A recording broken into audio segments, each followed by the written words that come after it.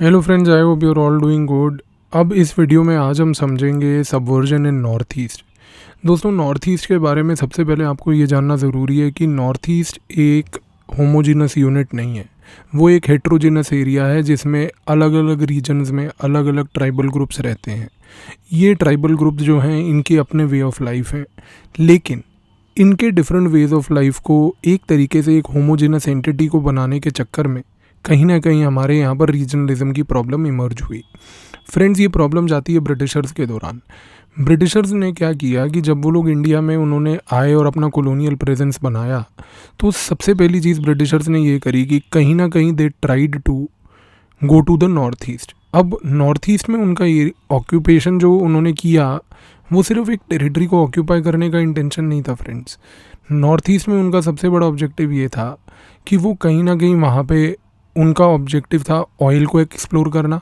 उनका ऑब्जेक्टिव था कि ट्रेड पोस्ट बना के तिब्बत से ट्रेड करना। तो उनके बेसिकली कमर्शियल रीजंस थे। अब आप एक चीज़ को समझिए, क्योंकि जैसे मैंने आपको बताया कि नॉर्थ ईस्ट में ट्राइबल एरियाज़ हैं। ट्राइब्स जो होते हैं फ्रेंड्स, वो बड़े बड़े ग्रुप्स होते हैं जो ट्राइबल लोगों के होते हैं, जिनमें tribal people normally do not allow outsiders to come and undertake any commercial activity in their areas. The tribal people want to live a sorted happy life where they are. पर problem क्या है? Problem ये है कि number one, Britishers ने सबसे पहले tribal areas में इंट्रूजन किया, उनको उनकी वे ऑफ लाइफ से डिस्टर्ब किया, which is something that the tribal people rejected wholeheartedly. Second important friends ये चीज़ हुई कि जब ट्राइबल्स के एरियाज़ में ये लोग घुसे, तो इन्होंने ट्राइबल एरियाज़ में ट्राइबल के लैंड को भी डिस्ट्रॉय किया। क्योंकि देखिए, ब्रिटिशर्स का एक ऑब्जेक्टिव ये था कि भाई उनको कमर्शियली ऑयल एक्सप्लोर करना है, ट्रेड रूट्स बनाने हैं, रोड्स बनानी है जिससे कि वो तिब्बत से लासा से ट्रेड कर पाएँ। तो ये सारे प्रोसेस में ट्राइबल एरियाज़ का डिग्रेडेशन हुआ, which is the reason why the Britishers were being hated by primarily the tribal people. अब यहाँ पर तीसरी चीज़ ये हुई कि जब ब्रिटिशर्स ने अपना पूरा कमर्शियल प्रेजेंस नॉर्थ ईस्ट में बनाया, तो नॉर्थ ईस्ट में बनाने के बाद अब उनको ये चीज़ समझ आ गई कि बिकॉज यहाँ पे मेजॉरिटी ट्राइबल लोग हैं and the tribal people are not liking the British, but इन एरियाज़ को कंट्रोल और गवर्न करने के लिए हमारे को कुछ ना कुछ तो करना ही पड़ेगा। तो ट्राइबल लोग अगर अपना सपोर्ट नहीं करेंगे तो nearest to these tribal people जो लोग हैं वो सपोर्ट करेंगे, and the nearest to these tribal people were the Bengalis in Bengal. तो होने ये लगा कि बहुत सारे ब्रिटिशर्स की तरफ से एक अप्रोच ये आई कि ये लोग इकट्ठा करके बंगालीज़ को नॉर्थ ईस्ट में ले जाना शुरू किया।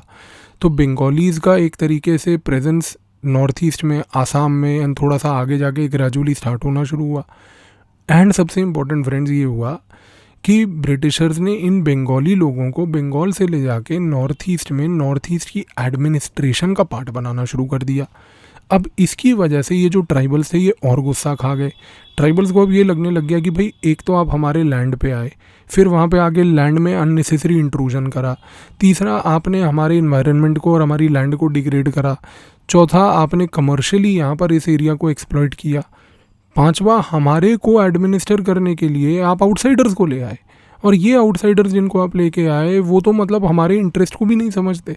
तो अब आप इस चीज़ को समझिए फ्रेंड्स कि जब इंडिया इंडिपेंडेंट हुआ तो नॉर्थ ईस्ट के अंदर एक ऑलरेडी ऐसी सिचुएशन चल रही थी कि नॉर्थ ईस्ट में जो लोग थे, खास करके इन different regions like in Mizoram, in Nagaland, in Arunachal Pradesh, in Manipur etcetera, in all these areas there were different tribal groups, but these tribal groups, number one, were not at all happy because they had a huge set of grievances.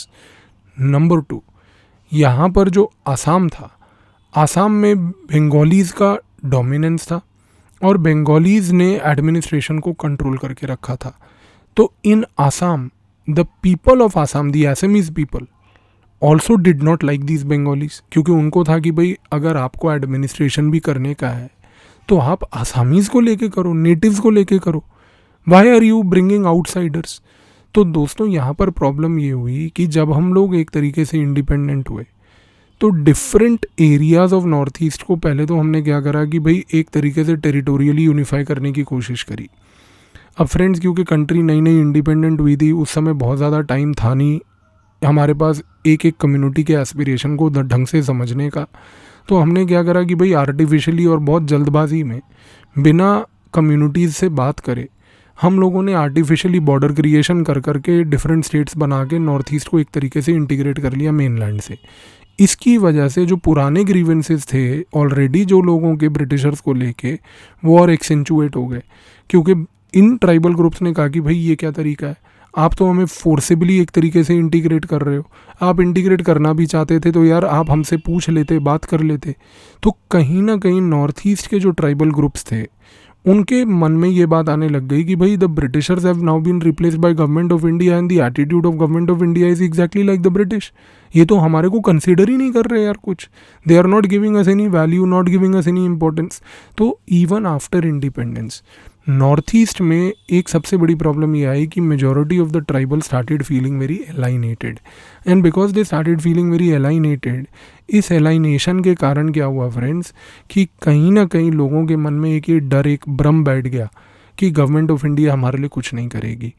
And इसी दौरान जो आसाम की valley की situation थी, आसाम की situation ये थी कि भाई आसाम में लोगों को ये लगने लग गया कि भाई गवर्नमेंट ऑफ इंडिया ने लोकल आसामीज़ को प्रोटेक्ट करने के लिए, लोकल आसामी लोगों को उनको एडमिनिस्ट्रेशन में लाने के लिए तो कोई कार्य नहीं किए। इनफैक्ट बहुत ज़्यादा उम्मीद थी लोकल लोगों के आसाम के कि जब हम लोग इंडिपेंडेंट हो जाएंगे तो gradually over a period of time, एकदम से तो हो नहीं सकता but gradually over a period of time Bengali dominance जो है एडमिनिस्ट्रेशन में वो घटेगा। पर यहाँ पर क्या हुआ कि इवन आफ्टर इंडिपेंडेंस वो बंगाली डोमिनेंस इन एडमिनिस्ट्रेशन बना रहा। तो इस कारण से क्या हुआ, इस कारण से फ्रेंड्स यहाँ पर अब ये होने लग गया कि कहीं ना कहीं आसाम के अंदर आउटसाइडर्स का एक पर्सपेक्टिव आने लग गया। उनको अब ये लगने लग गया कि this Bengalis are outsiders and they are basically depriving us of their rights. तो अब आप देखो, अगर आसाम में ऐसी फीलिंग आई कि वहाँ के लोगों को ये परसेप्शन डेवलप होना शुरू हो गया कि भाई हमारी government, government of India, government of Assam हमारे को प्रायोरिटी नहीं दे रही है and they are solely dependent upon this Bengalis who are now running the administrative show and they are guiding the political class. तो लोकल आसामीज़ में एक टेंडेंसी नेचुरली दिखेगी कि वो अपने आसामीज़ कल्चर को ग्लोरीफाई करें, ताकि वो एक तरीके से फोर्सफुली पेश कर पाएँ कि देखो जिस एलिमेंट को आप निगलेक्ट कर रहे हो उसका ऐतिहासिक पास्ट ऐसा था कि ऐतिहासिक पास्ट में जो है रूलर्स हमारी आइडेंटिटी को फोर्सफुली एक तरीके से प्रेजेंट करते थे। इसी कारण से जब हम असम की बात करते हैं और जब हम असम को सिक्योरिटी इश्यूज़ के पर्सपेक्टिव से पढ़ते हैं तो हम ये देखते हैं कि असम में जैसे डिफरेंट ग्रुप्स आए, उनमें से एक इम्पॉर्टेंट ग्रुप था उल्फा, यूनाइटेड लिबरेशन फ्रंट वाला असम वाला जो था। उल्फा का एक सबसे बड़ा इम्पॉर्टेंट पॉइंट ये था कि उसने आसाम में अहोम आइडेंटिटी को बहुत हाईलाइट किया और उसने बोला कि देखिए भैया ये जितने आउटसाइडर्स हैं हमारे को इनसे लड़ना है। फिर क्या हुआ फ्रेंड्स कि फिर आसाम का क्योंकि जोग्राफिकल लोकेशन ऐसा था कि जब 1971 में बांग्लादेश का क्रिएशन हुआ तो उस समय भी बहुत सारा एक्सोडस आसाम में हुआ। अब उस समय जब ईस्ट पाकिस्तान से एक्सोडस आसाम में हुआ तो यहाँ पर अब क्या हुआ कि एक तरीके से बहुत सारे आसामीज़ में ये फीलिंग आने लग गई कि यार पहले ही बंगालीज़ का डोमिनेंस था, अब इस डोमिनेंस के साथ साथ और दूसरे आउटसाइडर्स आ गए और ये ईस्ट पाकिस्तान के आ गए। तो when these outsiders from east Pakistan started coming in, तो आसामीज़ के अंदर जो ऑलरेडी एक थोड़ी सी इनसिक्योरिटी बनी हुई थी आउटसाइडर लेके, अब वो कितनी ग्लोरीफाई हो गई।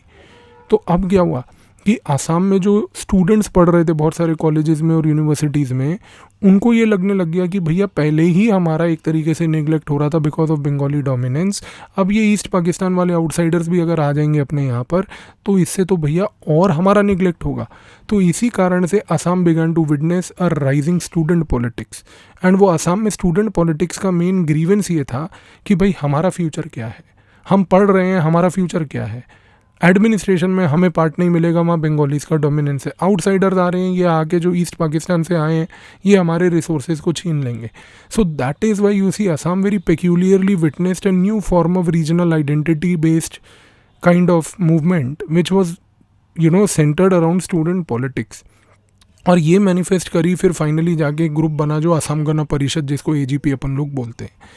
तो यहाँ पर आपको समझना है कि जब ये एक तरीके से ग्रीवेंसेस पुराने वाले रिजॉल्व नहीं हुए, लोगों के मन में ग्रीवेंसेस थे, तो मैंने जैसा आपको बार बार बताया कि जो आपका एडवर्सरी है वो एडवर्सरीज आपके इन्हीं ग्रीवेंसेस को और नर्चर कर करके आपको तंग करेंगे।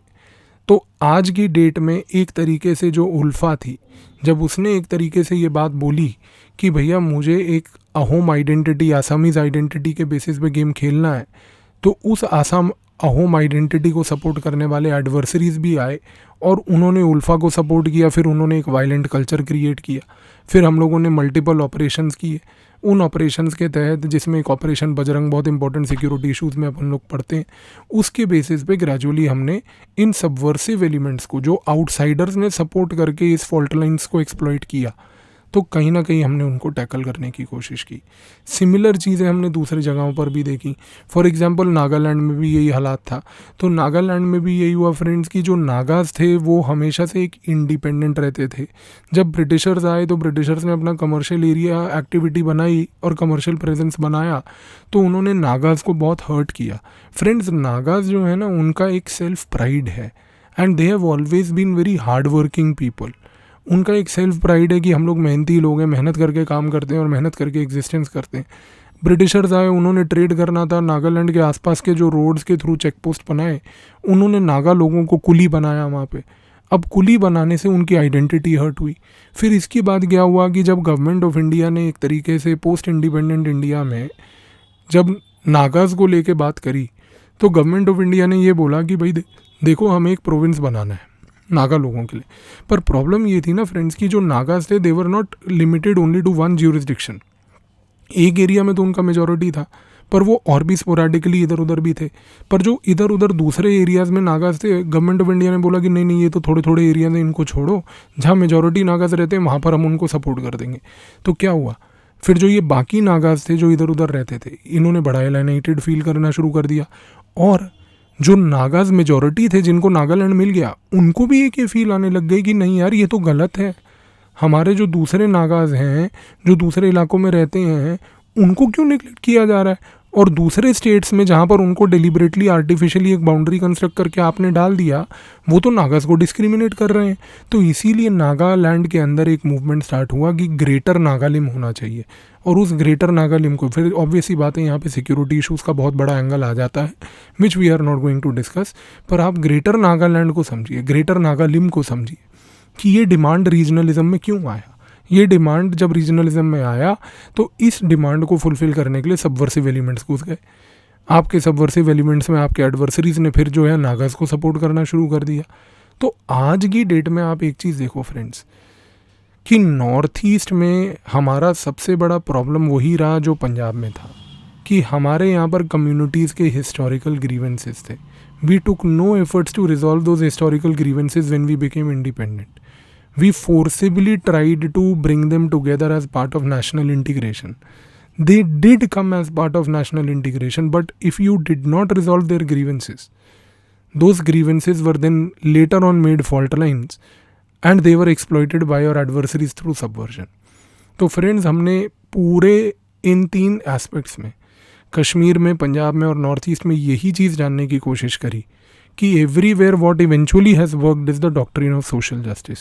तो नॉर्थ ईस्ट में भी फिर गवर्नमेंट ने धीरे धीरे चीज़ों को समझा, धीरे धीरे डिमांड्स को समझा, धीरे धीरे लोगों को वहाँ पे ऑटोनॉमी देना शुरू किया, उनको फाइनेंशियल पावर्स देनी शुरू करी, डेवलपमेंटल एक्टिविटीज़ करी, उनको पॉलिटिकल डेवलपमेंट में पॉलिटिकली कनेक्ट किया, इकोनॉमिक डेवलपमेंट किया, फेयर एंड इक्वल जस्टिस शुरू करा। And it's still an ongoing process. It's still an ongoing process. So while Assam may be relatively very peaceful today, but for example, Nagaland still continues to have some problems. So Nagaland ka problem will get resolved in another probably half a decade or maybe a decade or so.